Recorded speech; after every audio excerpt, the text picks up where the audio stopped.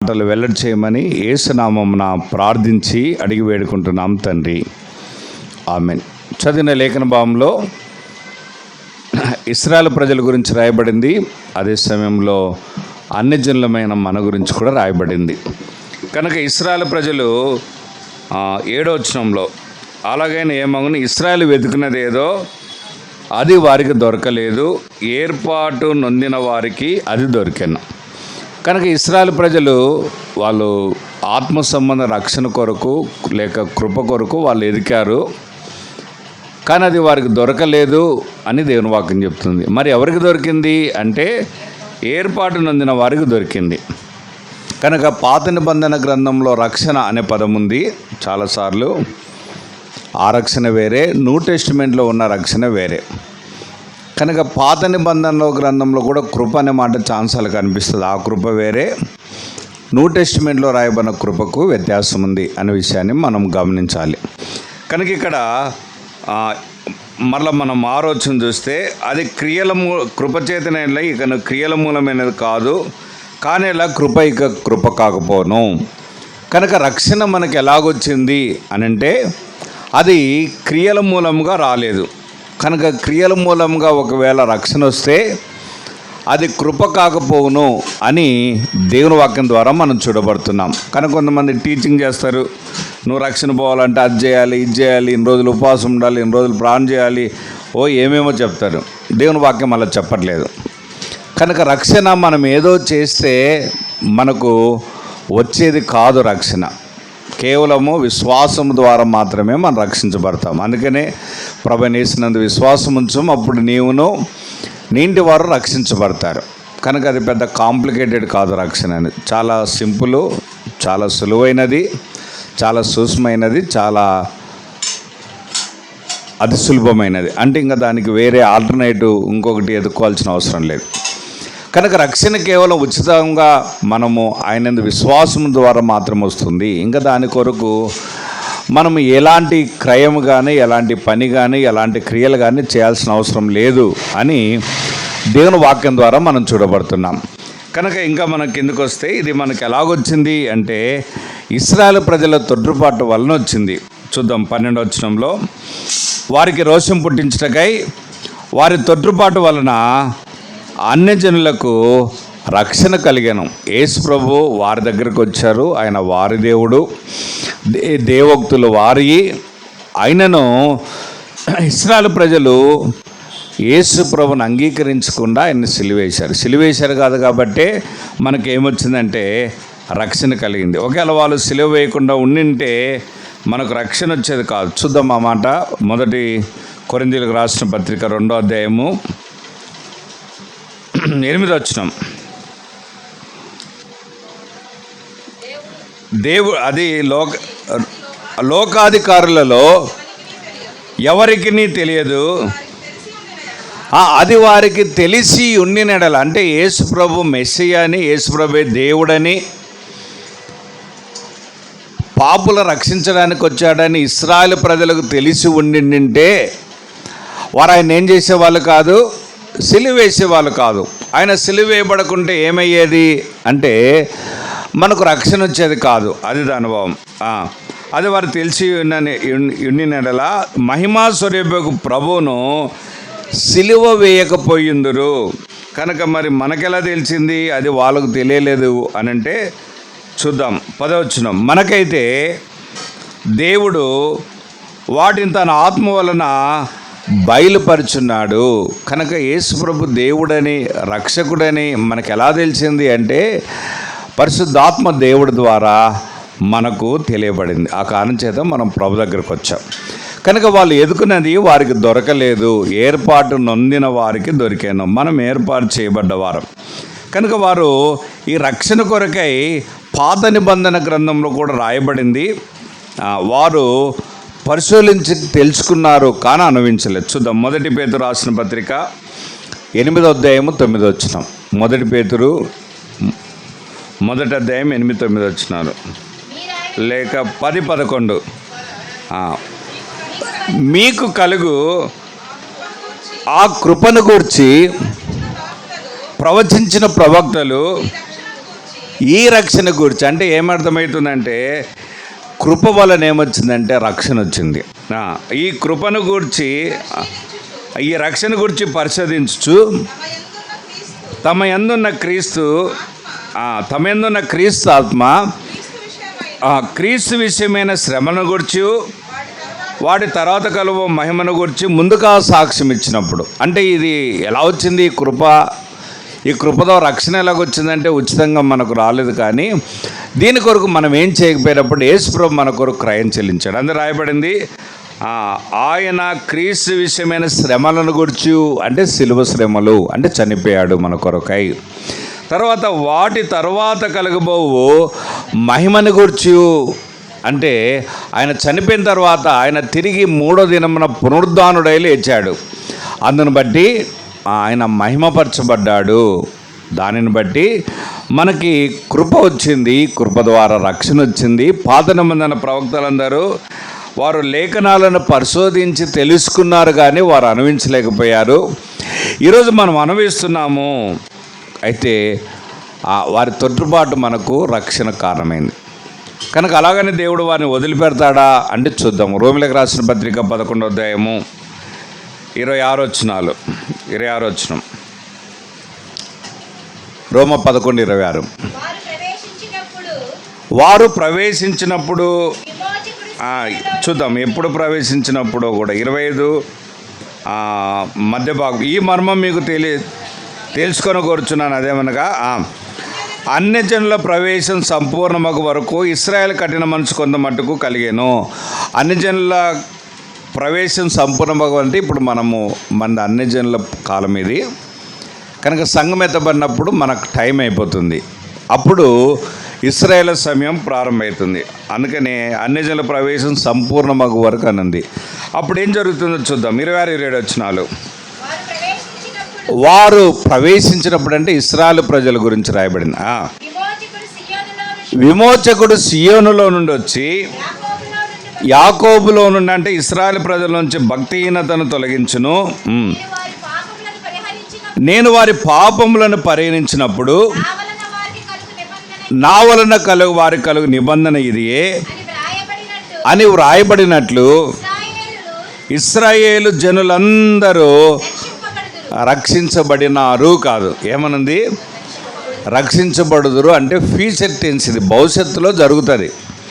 అంటే మన సంఘకాలం అయిపోయినప్పుడు, సంఘం రాప్చర్ కొనిపోబడినప్పుడు, యేసుప్రభు మరలా ఈ లోకానికి వచ్చినప్పుడు ఇశ్రాయేలు ప్రజల కొరకు వస్తాడు, యెరూషలేములో ఉంటాడు. కనుక వారు ఆయనను అంగీకరిస్తారు. దేవుడు వారి పాపములన్నింటినీ యేసుప్రభు రక్తం ద్వారా కడిగి పరిశుద్ధపరుస్తాడు అని దేవుని వాక్యం చెప్తుంది. కనుక మెట్టుకు వారి తొట్టుపాటు వలన మనకు కృప వచ్చింది, కృప ద్వారా రక్షణ వచ్చింది. దాని కొరకు యేసుప్రభు చనిపోయాడు, సమాధి చేయబడ్డాడు, తిరిగి ఆయన మహింపరచబడ్డాడు. తద్వారా మనము ఈ యొక్క రక్షణను మనం అనుభవిస్తున్నాం. ఇది క్రియల వల్ల కలిగినది కాదు, కనుక అదేదో మనం కష్టపడి సంపాదించుకున్నది కాదు. చూద్దాం ఆ మాట ఎఫెసీ పత్రికలకు రాయబడింది 2వ అధ్యాయము 8వ వచనం. మీరు విశ్వాసము ద్వారా కృపచేతనే రక్షించబడి ఉన్నారు, ఇది మీ వలన కలిగినది కాదు, దేవుని వరమే. అది కూడా 9వ వచనం కూడా, అది క్రియల వల్ల కలిగినది కాదు కనుక ఎవడునూ అతిశయపడడానికి వీల్లేదు. కనుక దేవుని వాక్యం ఏం చెప్తుందంటే మనం కేవలము విశ్వాసం ద్వారా కృపచేతనే రక్షించబడ్డాం. కనుక అది మీ వలన కలిగినది కాదు, దేవుని వరం అంటే అర్థమైందంటే దేవుడు గిఫ్ట్గా ఇచ్చాడు, ఉచితంగా ఇచ్చాడు. అంతే, మనం దాన్ని సంపాదించుకోలేదు, మనం కష్టపడలేదు. కింద రాయబడింది అది క్రియల వల్ల కలిగినది కాదు గనక ఎవడునూ అతిశయపడడానికి వీల్లేదు. రక్షించబడిన వారు చాలాసార్లు రక్షణ బట్టి అతిశయిస్తుంటారు. నేనేంటో తెలుసా అనుకుంటారు కదా. ఒకసారి మేము బొయ్యిలో ఉన్నప్పుడు ఒక బ్రాహ్మణుడు, యేసుప్రభువు నమ్ముకున్న వ్యక్తి, సాక్ష్యం చెప్పొచ్చు, చెప్పకూడదని నేను చెప్పట్లేదు, కానీ ఏమనంటే మా అగ్రకులంలో అని స్టార్ట్ చేశాడు. నేను మా పెద్ద బాబు రాలే, వీడు చిన్న బాబు, వానికి స్లిప్ రాసి పంపించాను. బ్రదర్ మీది ఎలా పెద్దదో చెప్పండి, మిగతా కులాలు ఎలా తక్కువనో చెప్పండి అని స్లిప్ రాసి నా పేరు రాసి ఫోన్ నెంబర్ రాసి స్టేజ్ మీద పంపించాను. ఆయన సాక్ష్యం చెప్తానే ఉన్నాడు, ఈ స్లిప్ ఇచ్చాడు, చూసుకున్నాడు, అంతే. ఈ రోజు వరకు నాకు ఫోన్ చేయలేదు. కాబట్టి విషయం ఏంటంటే మనం రక్షణ బట్టి అసహించకూడదు. కొన్ని సంఘాల్లో చూస్తాను, నేను మీ గురించి చెప్పట్లేదు, మీ గురించి ఎవరికి నాకు తెలియదు. కొన్ని సంఘాలు నేను ఎవరో తెలుసా అని అంటారు. నేను ఈ సంఘంలో చాలా సీనియర్ కదా. కాలేజీలలో సీనియర్స్ జూనియర్స్ని ఏం చేస్తారంటే ర్యాగింగ్ చేస్తారు కాలేజీలలో కదా. ఈరోజు చాలా సంఘాల్లో కూడా ఏం చేస్తారంటే సీనియర్ విశ్వాసులు జూనియర్ విశ్వాసుని ర్యాగింగ్ చేస్తారు. నువ్వు నిన్న ఎలా మొన్న వచ్చి నువ్వెవరో నాకు చెప్పడం, కూర్చో. అర్థమైందా? దేని వాక్యం అలా చెప్పట్లేదు. భక్ష్యం గారు ఏం చెప్పాడంటే సంఘంలో అందరూ సమానమైన వారు అని. అంటే ఎక్కువ తక్కువ చదువు, తక్కువ చదువు, ధనవంతుడు, పేదవాడు, ఇలాంటి తారతమ్యాలు సంఘంలో ఉండకూడదు. రక్షణ విషయంలో అందరూ సమానమే. వారి పొజిషన్లో వ్యత్యాసం ఉండొచ్చు, కానీ రక్షణ విషయంలో ఒక ధనవంతుడు కోటేశ్వరు కొరకు యేసుప్రభు ఎంత రక్తం కార్చాడో, ఒక భిక్షగాడు రక్షించబడ్డ అతని కొరకు కూడా అంతే రక్తం కార్చాడు. కాబట్టి ఎవరు అసహ్యపడడానికి వీలు లేదని దేవుని వాక్యం చెప్తుంది. ఎందుకంటే అది మన క్రియలను బట్టి కానీ మన భక్తిని బట్టి కానీ వచ్చింది కాదు. దేవుడు కృప అంటే కనికరించి మనకు రక్షణ ఇచ్చాడు అంతే. బతుకుపోరా అని ఇచ్చాడు అంతే. ఎందుకు నరకంలో పడతావు యుగాలు అని దయదలిచి కనికరంతో ఇచ్చాడు. కాబట్టి మనం కృతజ్ఞత కలిగి దేవుని స్తుతించాలి, కానీ అసహ్యపడదు. ఇప్పుడు ఏం చూసామంటే ఒక విషయం చూసాం, కృప ద్వారా రక్షణ కలిగింది, క్రియల మూలంగా కలిగింది కాదు, కనుక అసహ్యించకూడదు. ఇది దేవుని వరమే. ఇది మొదటిది. చూద్దాం రోమీయులకు రాసిన పత్రికలోనే ఇంకా కృప ద్వారా మనకి ఏం కలిగిందో చూద్దాం. 3వ అధ్యాయము 24 వచ్చినాం. రోమ 3:24. కాబట్టి నమ్మువారు ఆయన కృపచేతనే క్రీస్తు యేసునందలి విమోచనము ద్వారా ఉచితముగా నీతిమంతులని తీర్చబడుచున్నారు. కాబట్టి రెండోదిగా ఆయన కృపచేతనే అనంది. కృపచేతనే ఏం చేయబడుతున్నామంటే ఉచితముగా నీతిమంతులుగా తీర్చబడుతున్నాం. ఇప్పుడు మనందరం కూడా ఏం చేయబడ్డామంటే నీతిమంతులుగా తీర్చబడ్డాం. దేవుని వాక్యం ఏం చెప్తుందంటే 3వ అధ్యాయము 11వ వచనంలో నీతిమంతులు లేడు ఒక్కడు, ప్రపంచంలో ఒక్క నీతిమంతుడు కూడా లేడు, ఎవ్వరు లేడు. ఏ దేశం కానీ, ఏ ప్రజలు కానీ, ఏ జాతి కానీ, ఎవరైనా సరే. సో మనం కూడా అలాంటి వారమే. యోబు గ్రంథం రాయబడింది, స్త్రీకి పుట్టిన నరుడు దేవుని దృష్టికి ఎట్లు శుద్ధుడు కాగలడు అన్నది. యేసుప్రభు ఒక్కడే తల్లిదండ్రుల ప్రమేయం లేకుండా జన్మించాడు. ప్రపంచంలో అందరూ తల్లిదండ్రుల ప్రమేయంతోనే జన్మించేవారు. కనుక మనందరము పుట్టిన తర్వాత ఏదో చేస్తే పాపం కాదు, బై బర్త్ పుట్టడంతోనే పాపలం. మరణం ఎందుకు వచ్చింది?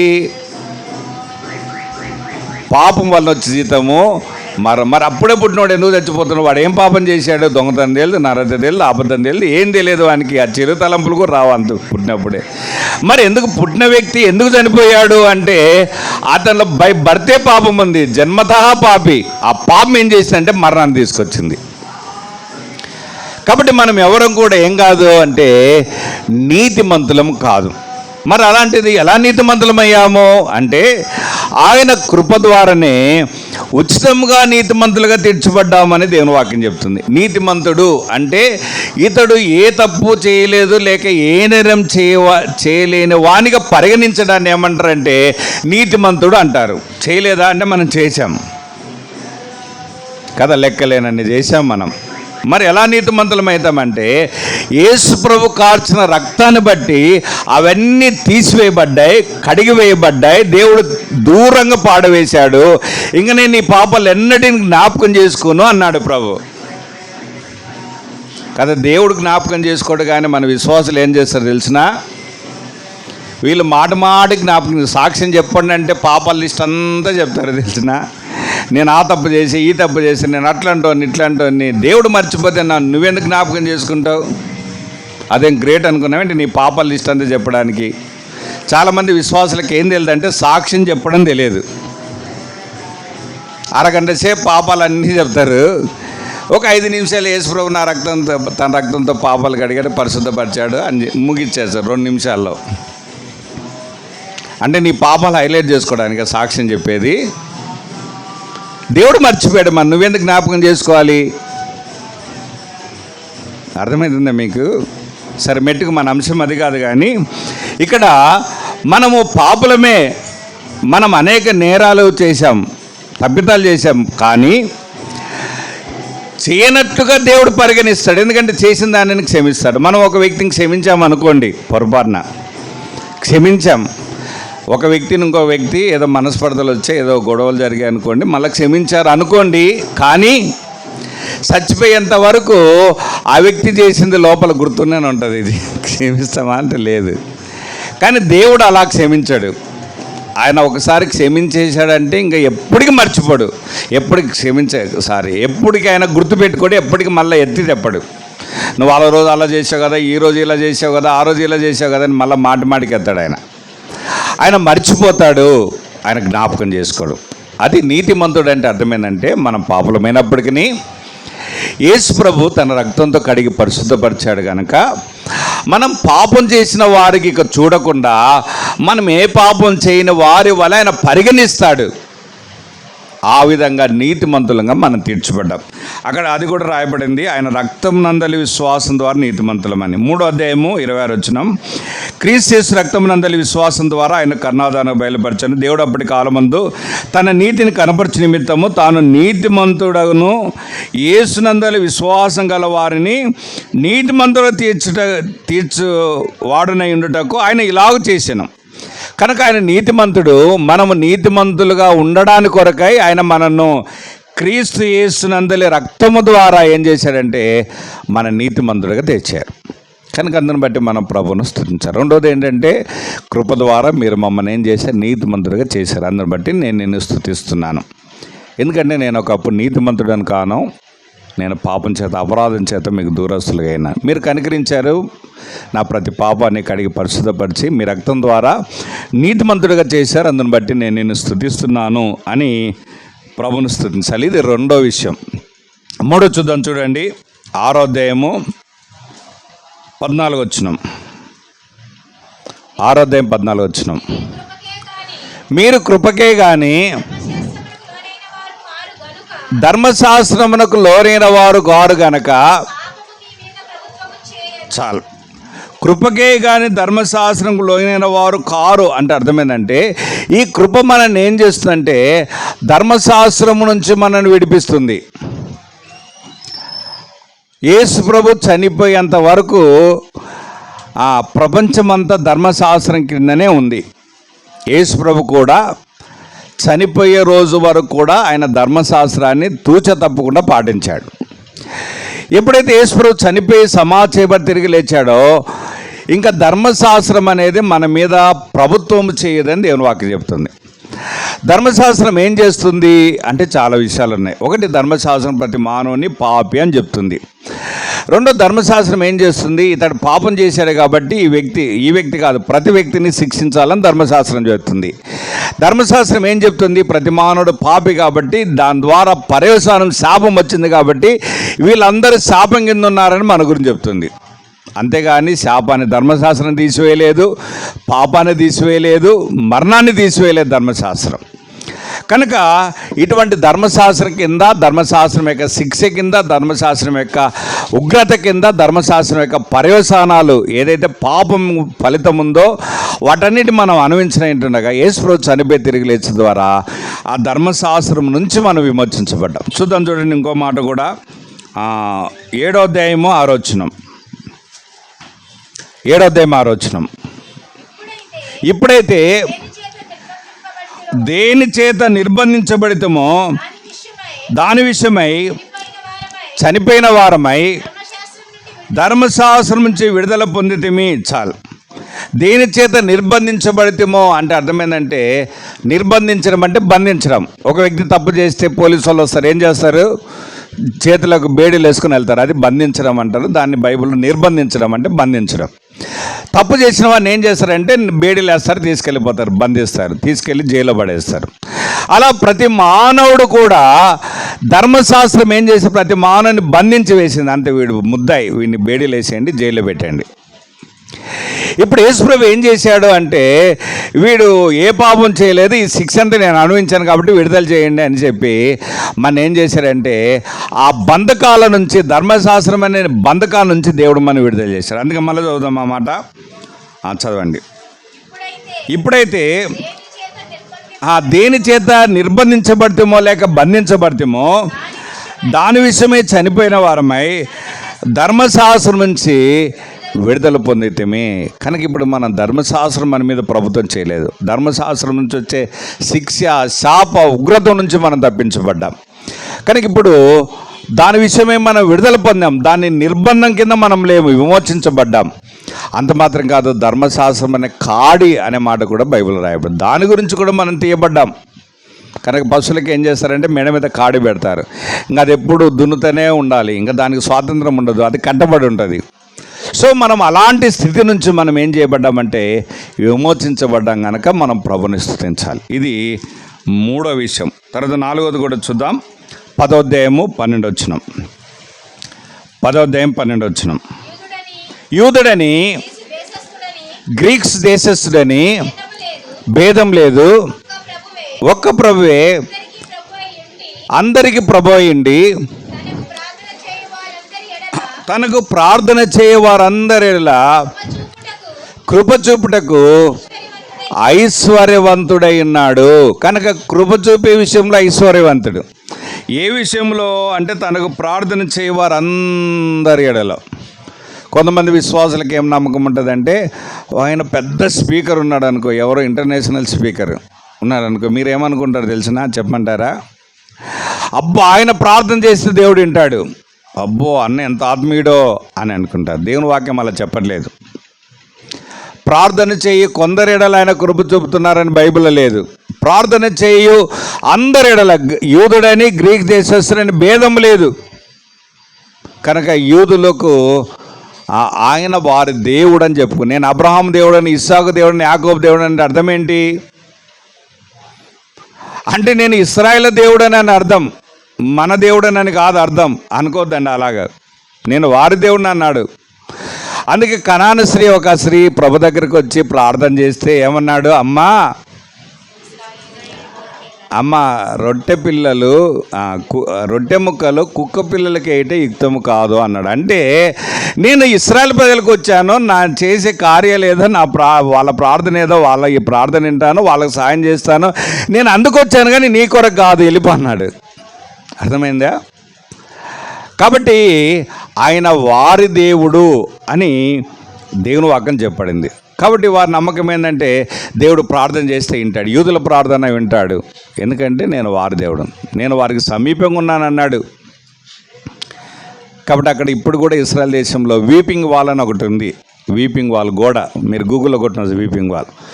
సో వాళ్ళ నమ్మకం ఏంటంటే, వాళ్ళు టూరిజం వెళ్ళిన వాళ్ళు కూడా వేరే ఏది కంట్రీ నుంచి అయినా వారు ఒక పేపర్ మీద స్లిప్ రాసి ప్రేయర్ రిక్వెస్ట్ రాసి ఆ గోడ సందులలో పెడితే అలా పెట్టినా కూడా దేవుడు వింటాడని.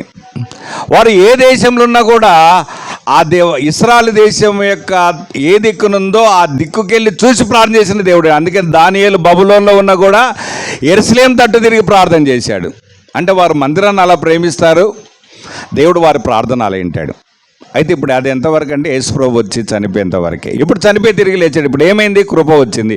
ఇప్పుడు కృప ఏం చేస్తుందంటే, యూదుడని గ్రీక్ దేశాన్ని భేదం లేదు, యూదుల ప్రార్థన వింటాడని లేదు, అన్యుల ప్రార్థన కూడా వింటాడు. దేవుడు వారి దేవుడే కాదు, ఆయన మన దేవుడు కూడా అయి ఉన్నాడు అంటూ ఆయన చెప్పండి. ప్రార్థించు వారందరి కృప చూపుటకు, ప్రార్థించు కొందరేళ్ళ కాదు. కాబట్టి మనకు అలాంటి అభిప్రాయం ఉండకూడదు. వాళ్ళ పలాని గొప్ప దైవజనుడు లేక ఇంటర్నేషనల్ స్పీకర్ ఆయన ప్రార్థన చేసి దేవుడు వింటాడేమో, నేను చేస్తే వినడేమో అని ఎవరు అనుకోద్దండి. ఎవరు ప్రార్థన చేసినా దేవుడు వింటాడు. అందుకనే అడుగు ప్రతివాడు పొందునని బైబిల్ ఉంది. అంతే. కొన్ని చోట్ల ఏమైందంటే విఐపి దర్శనాలు ఉంటాయి. అంటే వాళ్ళు 1 అవర్లోనే దర్శనం చేసుకోవచ్చు. కొంతమంది కార్నర్ ఏంటంటే 1 రోజు 2 రోజులు 3 రోజులు ఇంతే, కానీ అప్పుడు ఏం కలగదు చెప్పండి, దర్శనం కలగదు.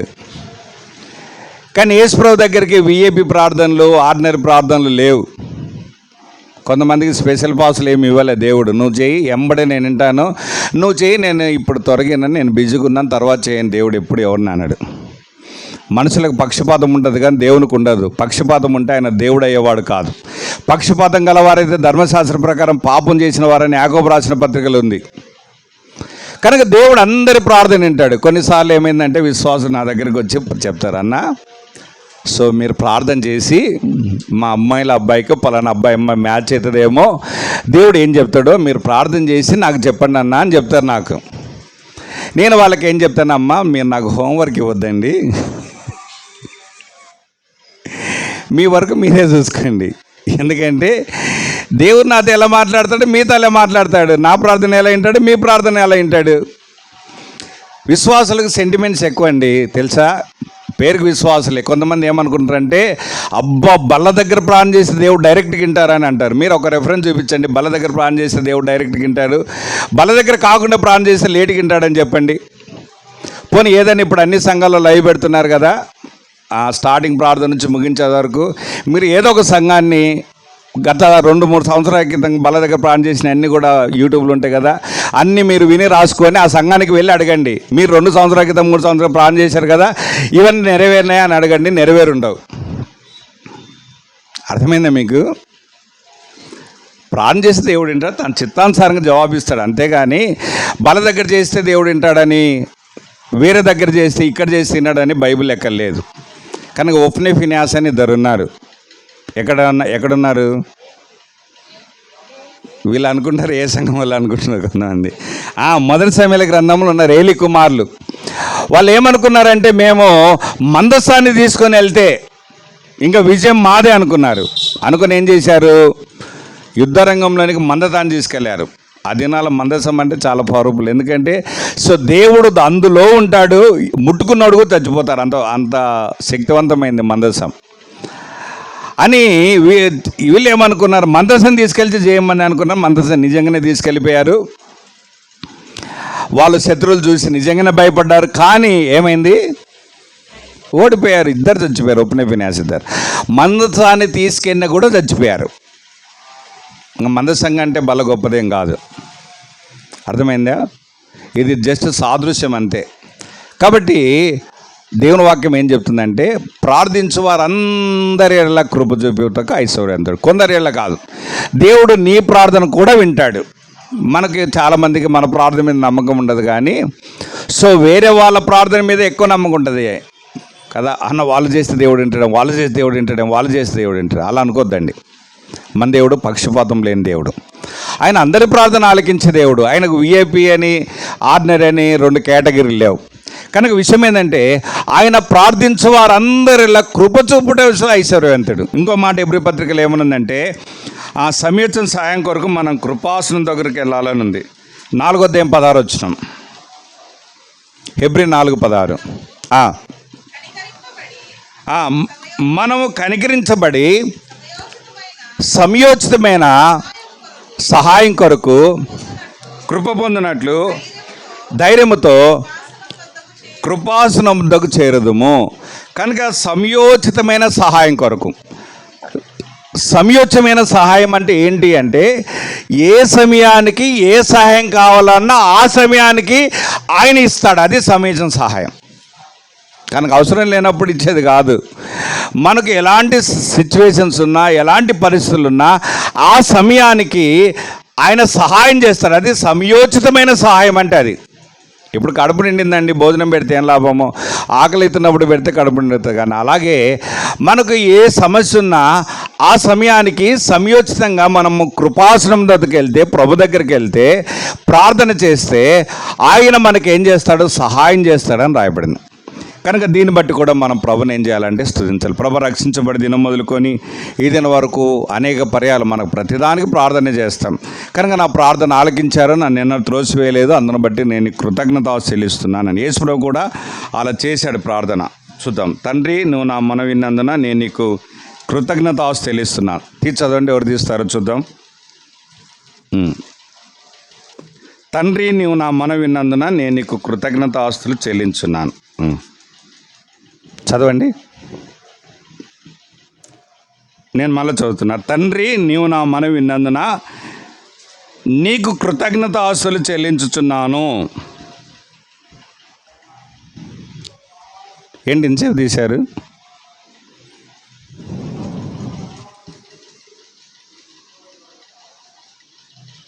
ఇంకొంచెం పైనుంచి చదువుతాను. 41 వచనం. యేసు కన్నుల పైకెత్తి, తండ్రి, నీవు నా మనవి విన్నందున నీకు కృతజ్ఞత చెల్లిస్తున్నాను. చదవండి ఇప్పుడు.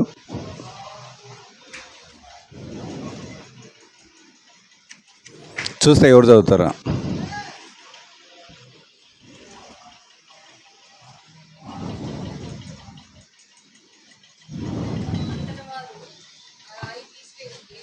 ఎవరు చదివింది ఎవరు?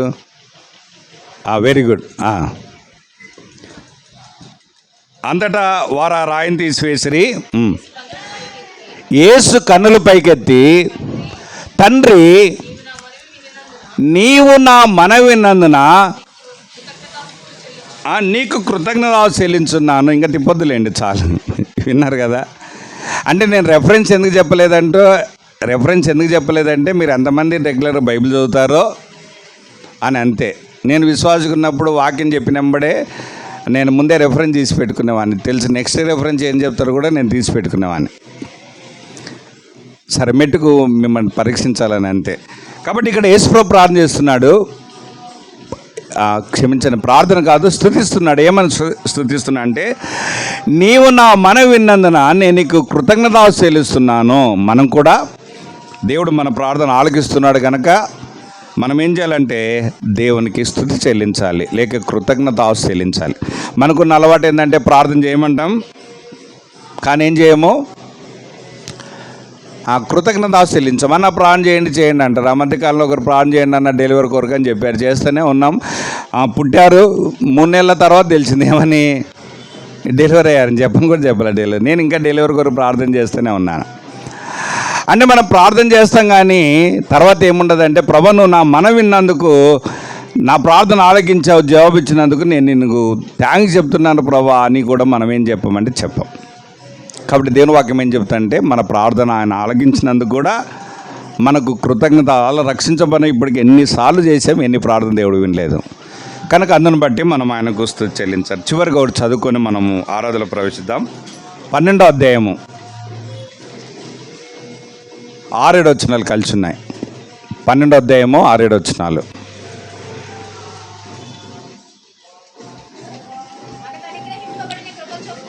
మనకు అనుగ్రహించబడిన కృప చొప్పున వేరు వేరు కృపావరములు కలిగిన వారమై ఉన్నాము. ఓకే, చాలు. కనుక ఇప్పుడు మళ్ళీ ఒకసారి రీక్యాప్ చేస్తాను, ఎందుకంటే కొద్దిమంది ప్రారంభం నుంచి రాలేదు. నేను 12వ అధ్యాయం అంటే వారు ఏ బుక్ 12వ అధ్యాయం అనుకుంటున్నారు. రోమా 12, రోమలోనే అన్నీ చెప్పింది రెఫరెన్స్లు అన్నీ. కనుక మనం ఏం చూసామంటే, మొదటిగా కృప ద్వారా రక్షణ అని చూసాం. అది మన క్రియల వల్ల కలిగిన కాదు, దేవుడి వరమే అని చూసాం. కనుక అందుని బట్టి రక్షణను బట్టి మనం ఆయన స్తుతించాలి. రెండోది ఏం చూసామంటే, ఆయన మనను ఉచితంగా నీతిమంతులుగా తీర్చాడు. అది కూడా ఆయన కృప ద్వారానే, ఆయన రక్తము ద్వారా మనను కడిగి పరిశుద్ధపరిచాడు. ఇది రెండోది. తర్వాత మూడోది ఏం చూసామంటే, మనము ఆయన కృప ద్వారా మనలను ధర్మశాస్త్రం మందు మనం నిర్బంధించబడ్డాము. ఆ ధర్మశాస్త్రం నుంచి మన ఆయన కృప ద్వారా విమోచించాడు, దాని యొక్క శిక్ష నుంచి, దాని యొక్క శాపం నుంచి, దాని యొక్క ఉగ్రత నుంచి. తర్వాత ఏం చూసామంటే, ఆయన ప్రార్థించే వారందరి వల్ల కృప చూపుట యందు ఐశ్వర్యవంతుడు. కనుక మనం రక్షించబడే దినము ఈ దినం వరకు దేవుడు మన ప్రార్థన ఆలకిస్తున్నాడు, జవాబిస్తున్నాడు. కనుక అందుని బట్టి కూడా మనం ఆయనకి ఏం చేయాలంటే కృతజ్ఞత చెల్లించాలి. తర్వాత చివరికి మనం ఏం చూసామంటే, ఆయన కృపను బట్టి కృపావరాలు ఆయన మనకిచ్చాడు. కనుక అది కూడా ఎందుకంటే, ఆయన మనకిచ్చిన కృపావరాలు మనం ఆయన కొరకు వినియోగించడం కూడా సేవించడానికే మనం పాట పాడుకున్నాం. పాడదేవ నీ కృపలు అనే పాటలో, నిన్ను సేవింపను వరములనిచ్చితివి, కృపవరములనిచ్చితివి అని పాట పాడుకున్నాం. చాలామంది పాటల సమయానికి రాలేదు. పాటలు ఎందుకు పాడతారు అంటే, ఆరాధించడానికి పాటలు పాడతారు. నువ్వు పాటల సమయానికి రాలేదంటే అర్థమైందంటే నువ్వు దేవుణ్ణి ఆరాధించలేదని అర్థం. ఇంకోసారి చెప్పమంటారా? మొదట ఎందుకు పాటలు పాడతారంటే, ఆరాధించడానికి. పాటల ద్వారా కూడా మనం ప్రభుని ఆరాధిస్తాం, అందుకు ముందు పాటలు పాడతారు. అర్థమైందా? సో మీరు పాటలు పాడలేదంటే అర్థం ఏంటి? మీరు ఆరాధించలేదని అర్థం. అది స్టేజ్ మీద ఒక్కళ్ళే పాడమని కాదు అర్థం. అందరూ పాడాలి అంటే అందరూ ప్రభువును స్తుతించాలి. కనుక కృపావరాలు ఎందుకు అంటే మనము ఆ కృపావరాలు వినియోగించడం ద్వారా కూడా సేవిస్తాం. ఊరికి నోటితో ప్రభా రక్షించావు, కృపనిచ్చావు, అది మాత్రమే కాదు ఆరాధన. మనం ఆయన కృపావరాలు ఆయన కొరకు వినియోగించడం కూడా మనం ఆయన సేవించడమే అని దేవుని వాక్యం చెప్తుంది. కనుక ఈ 5 విషయాలు మన వెనుకలో ఉంచుకొని ప్రభువును మనము ఆరాధన చేద్దాం. లేచినప్పుడు ఒక పాట పాడుకుందాం.